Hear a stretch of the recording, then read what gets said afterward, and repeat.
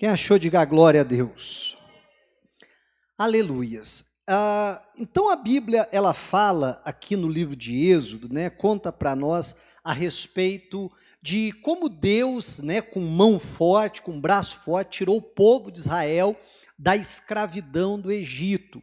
E simboliza também para nós, né, a nossa libertação do mundo, do pecado, do reino das trevas. Como a Bíblia diz, né, nós fomos transportados do reino das trevas para o reino do Filho do seu amor.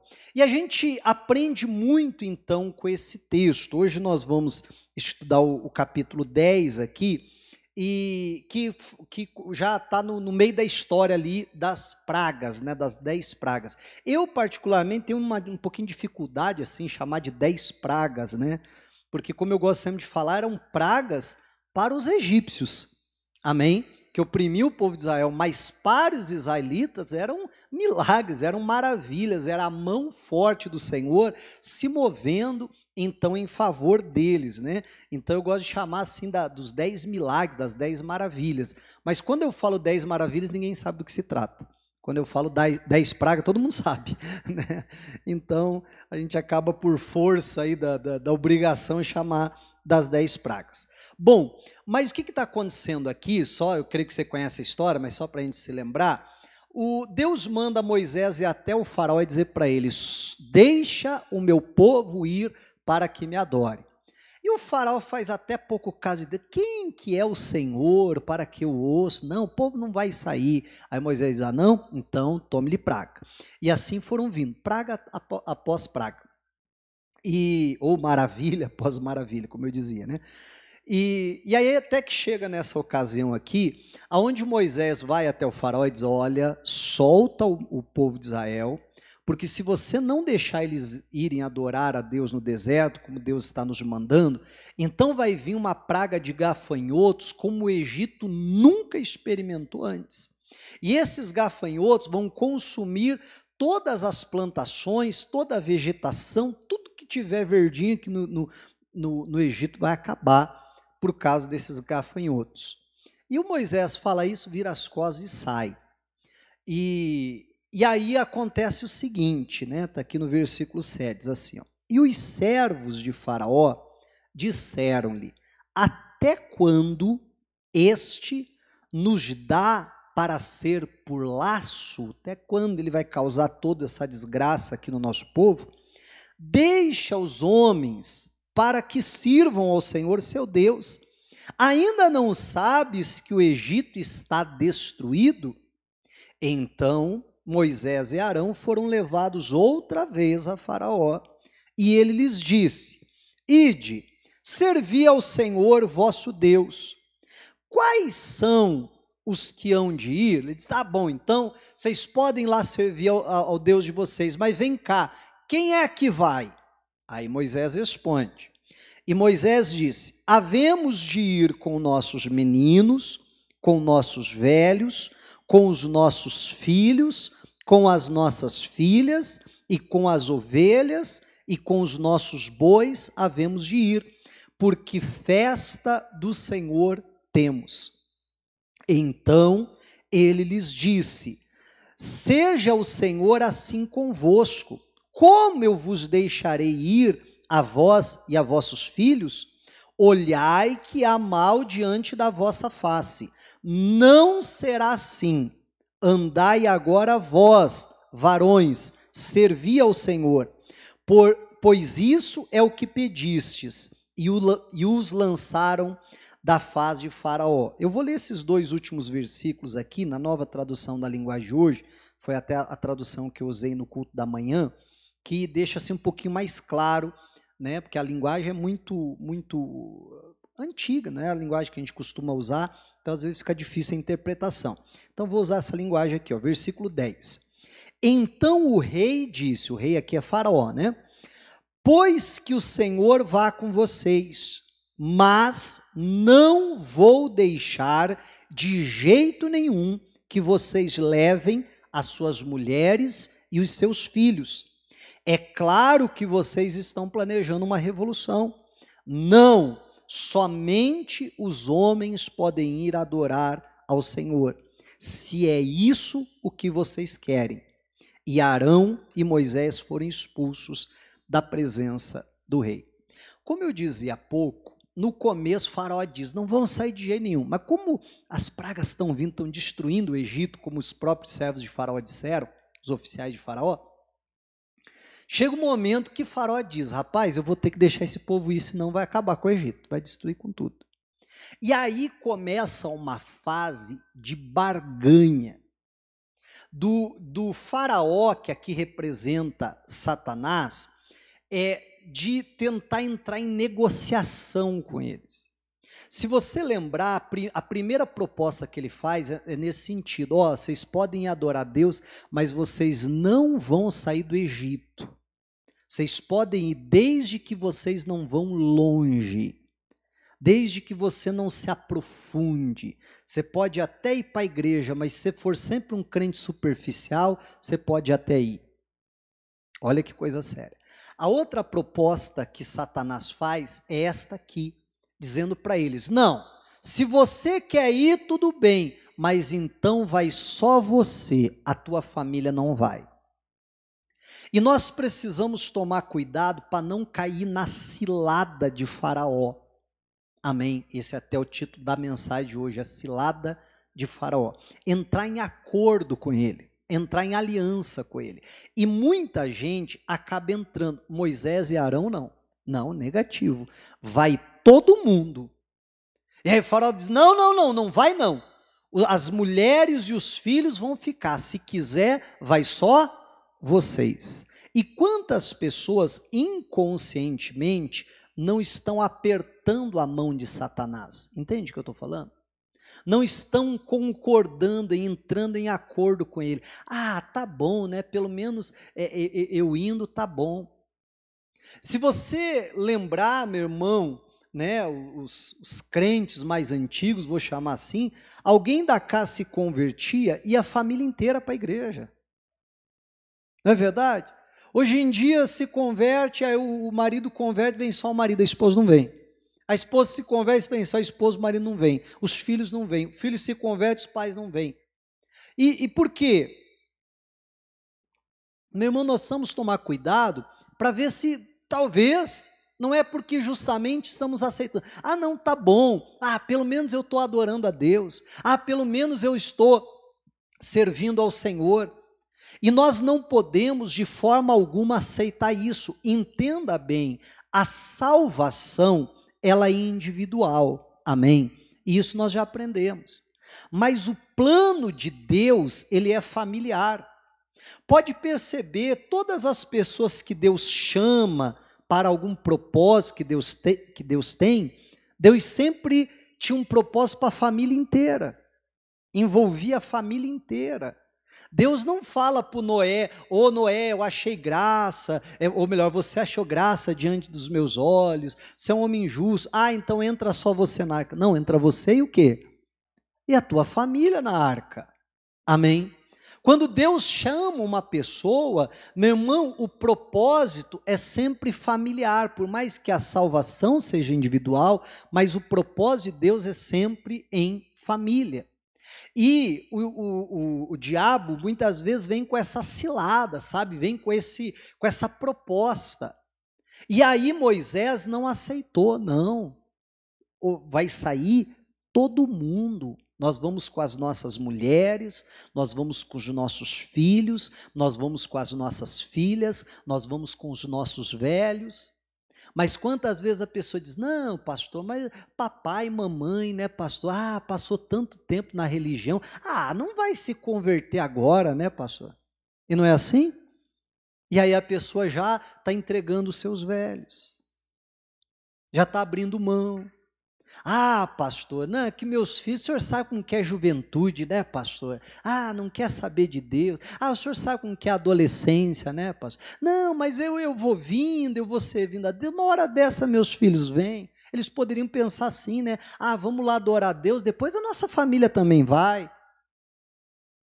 Mas aí vai deixar na mão de Faraó, você está entendendo? E é interessante que um pouquinho mais na frente, a gente não vai chegar lá, não é o objetivo nosso hoje, mas um pouquinho lá na frente, O faraó faz outra proposta, ele diz assim, tá bom, já que eu estou vendo que não tem jeito, que vocês não aceitam, né, então vocês podem ir com as suas famílias, mas deixem os gados de vocês, deixem os bens de vocês, não é isso?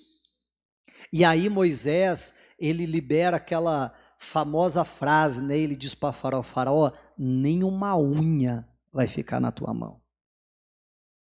E é essa, sabe, essa convicção, é essa firmeza que eu e você temos que ter.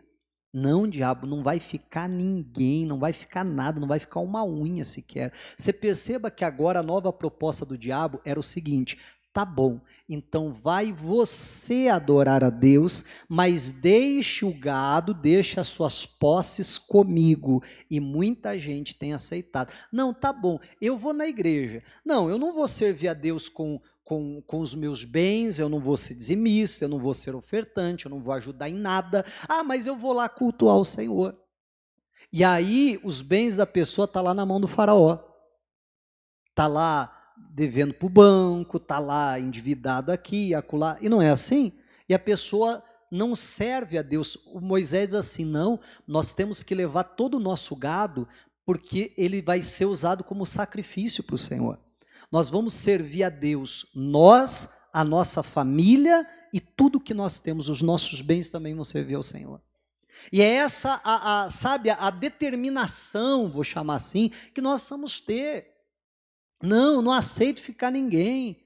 Eu não aceito deixar nenhum dos meus familiares para trás. Eu não vou fazer acordo com o faraó, eu não vou fazer acordo com o diabo. Amém? Eu não vou apertar a mão dele e concordar com o que ele está fazendo. Não, é eu e toda a minha família. É isso que nós precisamos.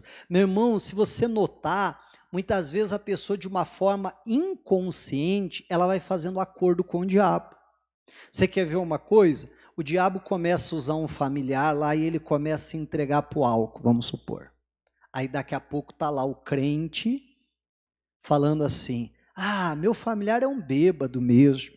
Ah, meu familiar é um alcoólatra. Ah, meu familiar é um pinguço. Perceba que eu estou apertando a mão do diabo e concordando com ele? O diabo está dizendo, ó, essa pessoa é isso. Eu vou lá e aperto a mão dele e digo, verdade, demônio. Ele é isso mesmo. Olha que coisa séria. E eu deveria estar dizendo, não, diabo, eu não concordo com você. Meu familiar não é isso, não. Meu familiar não é um alcoólatra. Meu familiar não é um bêbado. Não, meu familiar é um homem de Deus. Meu familiar é uma mulher de Deus. Isso aí que você está fazendo na vida dele, isso aí vai cair por terra em nome de Jesus Cristo. Eu vou ver o meu filho na igreja, eu vou ver o meu marido na igreja, eu vou ver a minha família servindo a Deus. Amém, igreja? Nós não podemos concordar com a ação do diabo. Aí vem o diabo e diz, você está doente. Verdade, eu estou doente. Você é um miserável. Verdade, sou um miserável mesmo. Você está entendendo? Quantas vezes vê uma pessoa até na rua com uns trejeitos meio esquisitos, aí a pessoa diz, olá, aquela pessoa é um homossexual, homossexual aqui que eu estou falando para pegar leve, né? Que geralmente a pessoa usa outro termo e tal. Meu irmão, percebe, eu estou concordando com o diabo. Não é verdade? Eu deveria olhar para aquela pessoa e dizer, não, aquela pessoa não é nada disso. O diabo pode estar até enganando aquela vida dessa forma, mas em nome de Jesus Cristo não é. É um homem, é uma mulher, amém? Porque Deus criou aquela pessoa assim e é assim que ela é. Então nós não podemos concordar, e é isso que Faraó queria, que representa Satanás. Que Moisés disse, melhor que nada, né? Você está entendendo? Ah, tá bom, então vai só os homens, vamos deixar as mulheres aqui, vamos deixar as crianças aqui. Não, em nome de Jesus Cristo. Nós precisamos ter essa firmeza, a mesma firmeza que Josué teve naquela frase tão conhecida dele, né? Vamos para Josué agora, por favor. Josué capítulo 24 e versículo de número 14. Josué 24, 14. Quem achou, diga glória a Deus. Diz assim, ó. Agora, pois, temei ao Senhor e servi-o com sinceridade e com verdade, e deitai fora os deuses aos quais serviram vossos pais da além do rio e no Egito, e servi ao Senhor. Porém, se vos parece mal aos vossos olhos servir ao Senhor, escolhei hoje a quem sirvais. Se os deuses a quem serviram vossos pais, que estavam da além do rio, ou os deuses dos amorreus, em cuja terra habitais. O que ele diz? Porém eu e a minha casa serviremos ao Senhor. Amém. Ele diz, olha, se vocês não estão contentes em servir a Deus, se não parece bom aos olhos de vocês servir ao Senhor, então escolha outros deuses para servir. Mas ainda que toda a nação vire as costas para Deus, ainda que toda a nação eleja um outro Deus para servir, eu quero declarar, eu e a minha casa vamos servir ao Senhor. Meu irmão, olha só, né? Ele não diz assim, pois é, vou ver com a mulher lá se ela quer servir a Deus ou se ela quer servir Baal. Vou perguntar para os meus filhos o que eles acham, se eles vão servir a Deus. Não, ele diz, não, está fechado. Eu e a minha casa serviremos ao Senhor. Eu sou o cabeça da minha casa, sou o cabeça do meu lar, está decidido, vai todo mundo servir a Deus. Todo mundo está fechado com o Senhor. Meu irmão, nós precisamos disso em nome de Jesus Cristo, sabe? Primeiramente, um posicionamento espiritual, um posicionamento na fé, mas também uma firmeza de estabelecer isso na nossa casa, na nossa família. Aí a gente, né, vê muito assim, pastor, então, né, meus filhos não estão vindo para a igreja, mas o senhor sabe como que é a adolescência, né? O senhor sabe como que é a juventude. Não, mas uma hora dessa eles voltam. É engraçado que esse mesmo pai, essa mesma mãe, às vezes a gente ouve frases assim, né? Pastor, não pode forçar, né, pastor? Engraçado que esse mesmo pai, essa mesma mãe, se o filho diz assim, eu não vou mais para a escola, ele força ou não? Força para ir para a escola. Mas você vai, não quero nem conversa. Aí esse mesmo filho diz assim, não quero mais. Tá bom, né, filho, você não quer ir, tá bom. A gente não pode forçar, né? Meu irmão, conscientemente ou não, para aquele pai, para aquela mãe, a escola é mais importante do que a igreja. Para aquele pai, para aquela mãe, ser bem-sucedido numa carreira é mais importante do que o reino dos céus, do que o filho ir para o céu, para o inferno. Mas não é verdade? E nós precisamos, meu irmão, sabe, o que eu ia falar há pouco, ter essa firmeza de fé espiritualmente, não é? Minha casa, eu não aceito outra conversa, eu não aceito outra coisa, eu não faço acordo com o faraó, amém? Mas também, meu irmão, ter a firmeza, não, minha família vai servir a Deus em nome de Jesus, que história que é essa? Não, vai todo mundo temer o Senhor, eu vou ensinar a minha família a respeitar Deus, a temer a Deus. Não tem conversa. Pastor, mas aí não pode forçar, mas não força para ir para a escola? Se o teu filho chega em casa e diz assim, então, pai, então, mãe, lá na minha turminha, lá todo mundo fuma maconha, então agora eu vou fumar maconha também, você vai aceitar? Você vai dizer, fazer o quê, né? Não pode forçar. Não, meu irmão, você diz, eu não aceito isso aqui em casa, o que você está pensando? Você muda até de escola o garoto, não é assim? Você dá um jeito. Mas aí, meu irmão, a pessoa, com relação às coisas de Deus, às vezes leva na brincadeira, leva de qualquer jeito.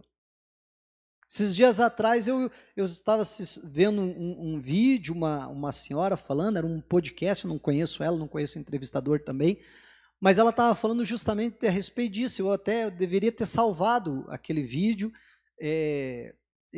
acabei não salvando, mas eu achei muito interessante. E ela estava falando justamente disso, e ela estava dizendo, olha, eu ia obrigada para a igreja, porque eu não queria ir, mas a minha mãe me obrigava a ir para a igreja, e indo obrigada para a igreja, foi onde eu me converti.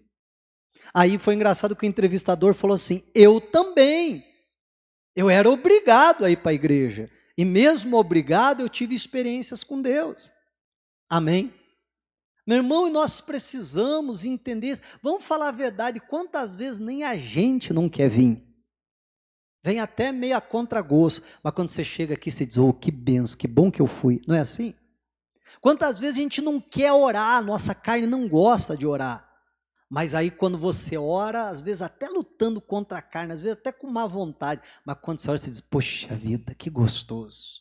Não é assim? Como diz um pastor, eu acho interessante isso, ele diz assim, o bom não é orar, o bom é ter orado. O bom não é jejuar. É gostoso quando está jejuando? Não é, ele diz, o bom é ter jejuado. Você está entendendo? Porque às vezes quando a gente está ali jejuando, é uma luta, não é fácil. Mas é gostoso depois que você jejuou, você vê o resultado. Depois que você orou, depois que você se consagrou, depois que você aprendeu a palavra de Deus. Amém? Então nós precisamos entender isso. Meu irmão, quantas vezes meus filhos vão obrigado para a escola? Ah, não, mas eu não quero ir, eu estou cansado, não sei o quê. É só os meus? Ele diz, não tem conversa, vai do mesmo jeito. E aí ele vai lá contra a vontade. Ele aprende ou não aprende? Aprende. Ou não? Aprende. Talvez não tanto quanto deveria, mas aprende. E na igreja? A mesma coisa. Às vezes vai vir até a contragosto, mas vai ouvir a palavra? Vai aprender? Alguma coisa vai entrar no coração? Claro que sim. A gente precisa entender isso. Ele diz, eu e a minha casa serviremos ao Senhor. Se vocês não quiserem, aí é com vocês. Mas na minha casa está decidido. Nós vamos servir a Deus. Nós não vamos abrir mão do Senhor de forma alguma. Só que o que eu quero é chamar a atenção, porque o 15 é muito conhecido. A gente geralmente fala bastante do 15. Mas você perceba que tem o 14, que a gente leu há pouco. Que é, ao meu ver, as condições que nós precisamos, ou a forma correta de nós servirmos a Deus, para que nós tenhamos condições de chegar e dizer, é eu e a minha casa. Para conseguirmos exercer esse tipo de influência sobre a nossa família. E o 14, a Bíblia diz, vamos voltar lá para ele, diz assim, porque Josué está mandando todo o povo fazer isso. Depois que ele mandou do povo fazer, ele diz, se vocês não quiserem, é problema de vocês. Mas é isso que eu estou vivendo e é isso que a minha casa vai viver. Então ele diz, agora, pois, o quê? Temei ao Senhor. A primeira coisa que nós somos, meu irmão, é o temor a Deus. É servir ao Senhor com temor. O que é o temor? Alguns dizem, é o respeito. Não deixa de ser, mas eu entendo que é o respeito misturado com o medo, sim. Pastor, o medo é errado, o medo por si só é errado. O medo que nos leva a respeitar, a temer, eu não vejo nada errado nisso. Amém? Por que você cumpre as leis? Porque tem punição. Sim ou não? Eu sempre falo do cinto de segurança, sempre foi obrigatório. Ninguém usava. Aí começou a dar multa. Aí o que aconteceu? Todo mundo passou a usar. Né? E por que todo mundo começou a respeitar a lei? Porque o medo de levar uma multa. Você está entendendo? Então nós precisamos, a minha mãe já dizia, respeitando não precisa ter medo. Né?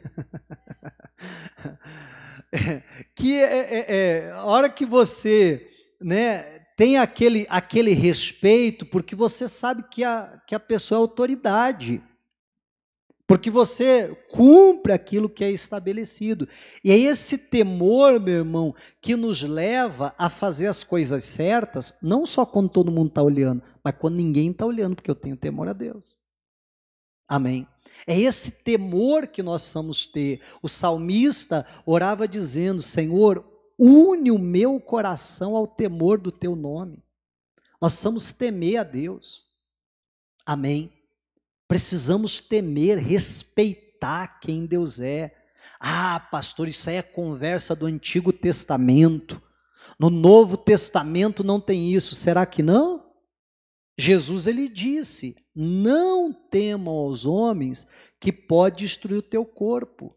Temei antes aquele que pode destruir o teu corpo e ainda lançar a tua alma no inferno. Qual que é o termo que Jesus usa?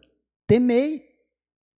Tenha respeito por ele. Esse respeito baseado no medo, porque ele está dizendo, o Senhor pode destruir o teu corpo e ainda lançar a tua alma no inferno. Então respeite a ele. Amém? Então tenha temor de Deus. Então saiba quem Deus é. Não, pastor, mas na graça não tem juízo. Não.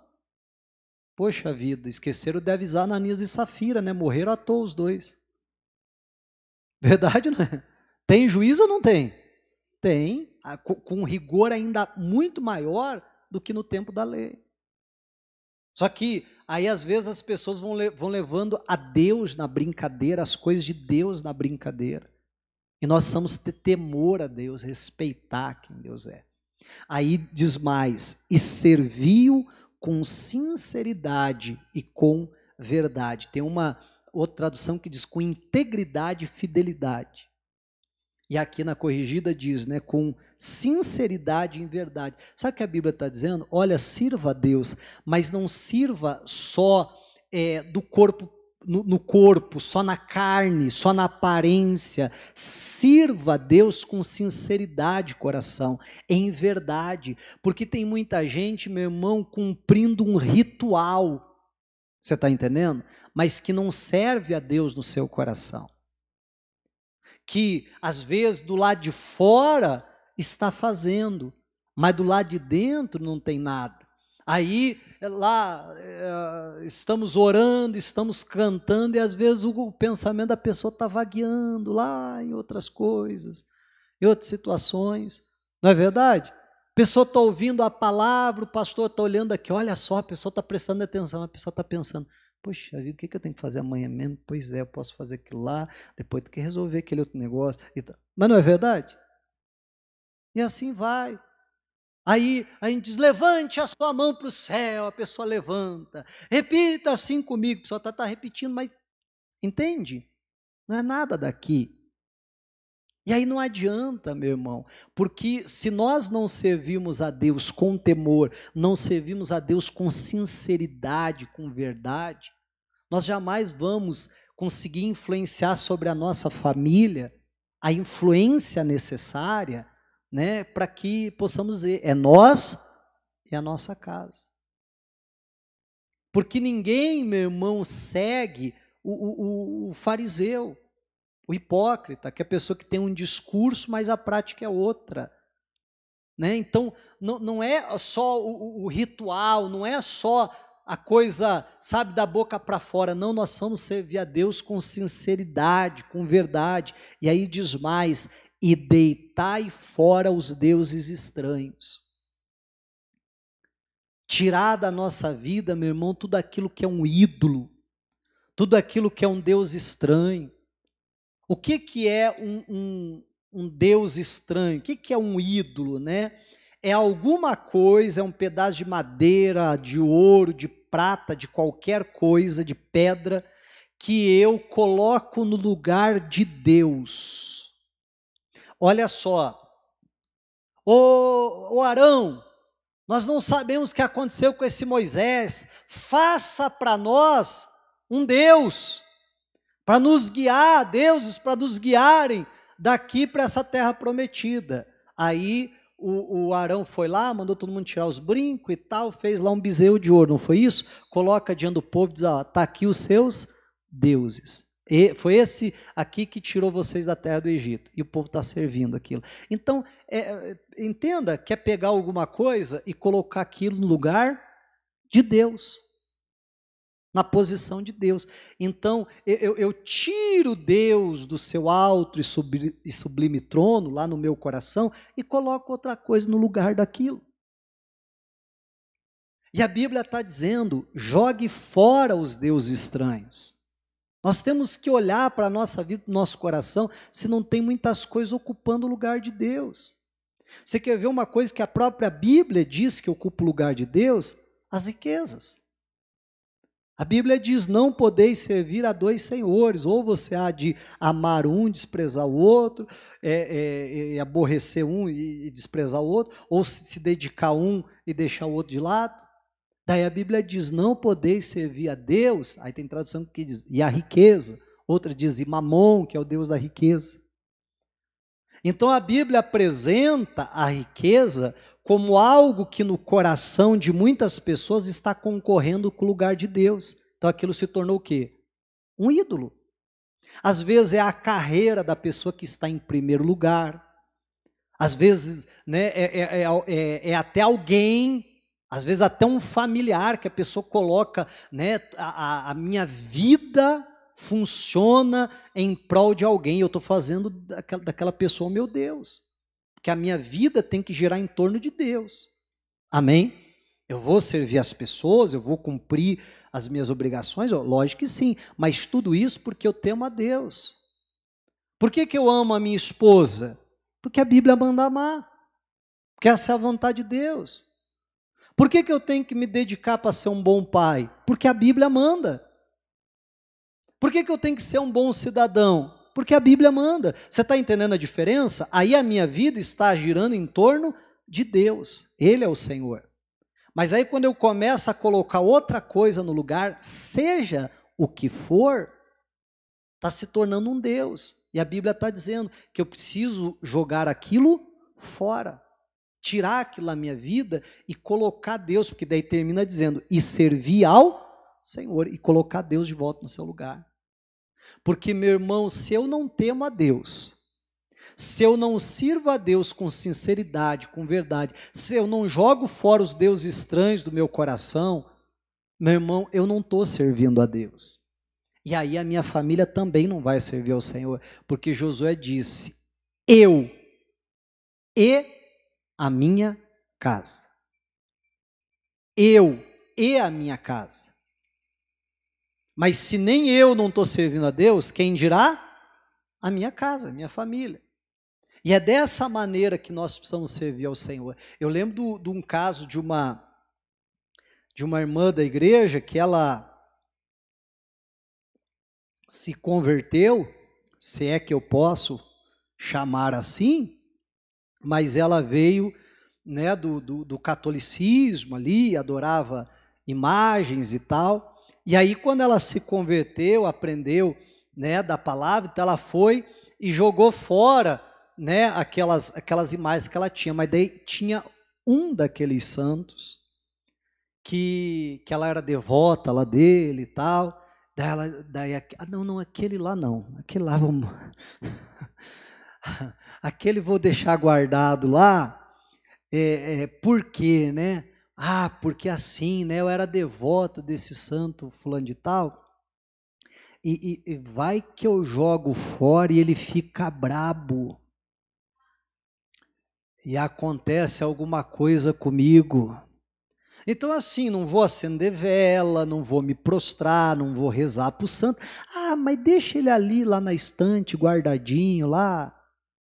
Deixa ele ali, não vou jogar fora não, porque vai que o santo fica bravo. Então você perceba que a pessoa, ela teme mais aquele santo do que a Deus.